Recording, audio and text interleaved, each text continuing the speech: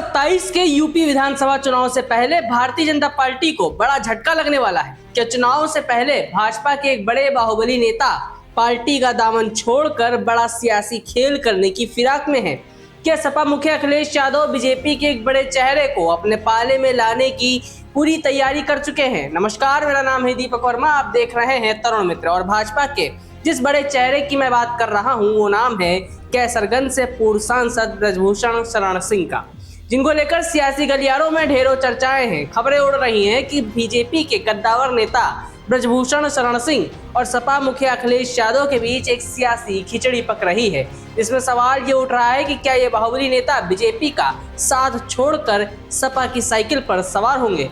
इस बड़े सियासी ड्रामे की वजह ब्रजभूषण शरण सिंह की चुनावी महत्वाकांक्षा और परिवार के राजनीतिक विस्तार को लेकर चल रही कोशिशें बताई जा रही हैं, जिनमें उनकी बेटी को भी चुनावी मैदान में उतारने की चर्चाएं तेज हो गई हैं। लेकिन चलिए पहले बात करते हैं ब्रजभूषण और अखिलेश के बीच पक रही नई सियासी खिचड़ी की। दरअसल इन दिनों उत्तर प्रदेश के सियासी गलियारों में एक ही चर्चा सबसे ऊपर है, क्या ब्रजभूषण शरण सिंह भारतीय जनता पार्टी छोड़ने वाले हैं? ये सवाल तब से और गहरा गया है जब से सपा प्रमुख अखिलेश यादव ने ब्रजभूषण शरण सिंह को हमारे गोंडा वाले नेताजी कहकर संबोधित किया है।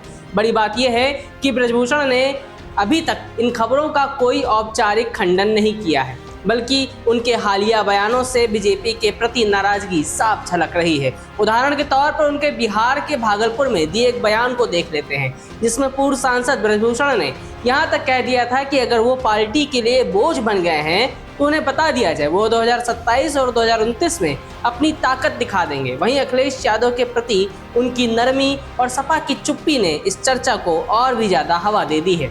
आने वाले समय में गोंडा के इस छत्रप का नया सियासी ठिकाना समाजवादी पार्टी हो सकता है या नहीं, इसको लेकर काफी चर्चाएं चल रही हैं। इसके अलावा ब्रजभूषण शरण सिंह की चुनावी महत्वाकांक्षा और परिवार के राजनीतिक विस्तार को देखते हुए भी ये सवाल उठता है कि आखिर उनका असली प्लान क्या है, क्योंकि ब्रजभूषण सिंह की सियासत को लेकर एक बात स्पष्ट है कि वह घर बैठने वाले नेताओं में से नहीं है।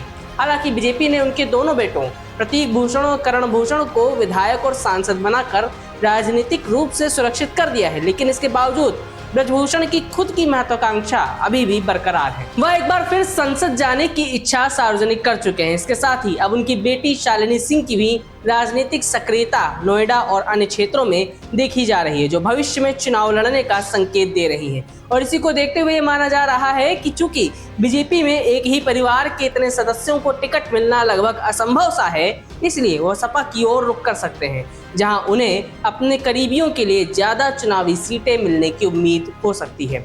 लेकिन इतना सब कुछ होने के बाद भी ब्रजभूषण शरण सिंह के लिए बीजेपी छोड़ना और अखिलेश यादव के लिए उन्हें अपनाना दोनों ही आसान काम बिल्कुल भी नहीं होगा, क्योंकि ब्रजभूषण के खिलाफ अभी दिल्ली में गंभीर मुकदमे चल रहे हैं। ऐसे में सत्ताधारी दल से पूरी तरह नाता तोड़ना उनके लिए कानूनी और प्रशासनिक चुनौतियां पैदा कर सकता है। दूसरी तरफ अखिलेश यादव के सामने पीडीए यानी पिछड़ा दलित अल्पसंख्यक का अपना बड़ा नैरेटिव है। अगर वह एक बड़े ठाकुर नेता और बाहुबली छवि वाले ब्रजभूषण को अपने साथ लाते हैं तो उनके वर्चस्व विरोधी नारे पर सवाल उठ सकते हैं। इसलिए फिलहाल ऐसा प्रतीत होता है कि ब्रजभूषण इन तमाम राजनीतिक चर्चाओं के जरिए बीजेपी पर दबाव बनाने की रणनीति अपना रहे हैं, ताकि वह मंत्रिमंडल विस्तार में अपने बेटे के लिए जगह या फिर आगामी राज्यसभा चुनाव में अपनी दावेदारी को लेकर बेहतर मोलभाव कर सके। हालांकि राजनीति की सबसे खास बात यह है कि इसमें किसी भी दल या नेता का एक फैसला या फिर एक बयान ही बड़े सियासी उलटफेर के लिए काफी होता है।